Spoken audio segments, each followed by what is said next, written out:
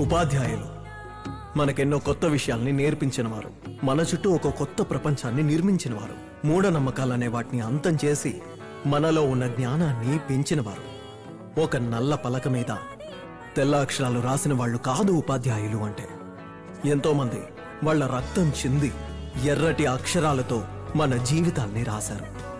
అబ్దుల్ కలాం నుంచి శివన్, మైల్సామి అన్నాదురై, వీరముత్తువేల్, నిగర్ సాజీ అని ఈరోజు ఎంతో గొప్ప గొప్ప శాస్త్రవేత్తలు ప్రభుత్వ పాఠశాలలో చదువుకున్న వాళ్లే.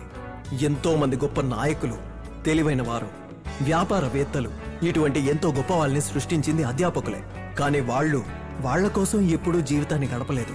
పాఠశాలలో మీరు మాకిచ్చిన జ్ఞానం మా జీవితాంతం మాకు అండగానే నిలిచింది. మన్ని గొప్ప స్థానానికి చేర్చే ఆ గొప్ప అధ్యాపకులందరికీ ఈ ఉపాధ్యాయులు మనకెన్నో కొత్త విషయాల్ని నేర్పించినవారు, మన చుట్టూ ఒక కొత్త ప్రపంచాన్ని నిర్మించినవారు, మూఢనమ్మకాలనే వాటిని అంతం చేసి మనలో ఉన్న జ్ఞానాన్ని పెంచినవారు.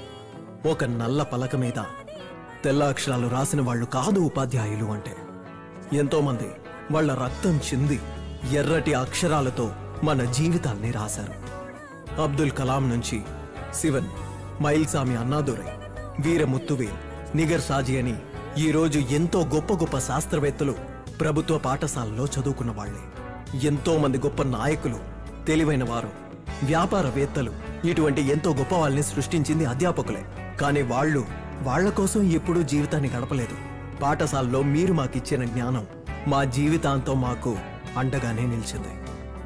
మన్ని గొప్ప స్థానానికి చేర్చే ఆ గొప్ప అధ్యాపకులందరికీ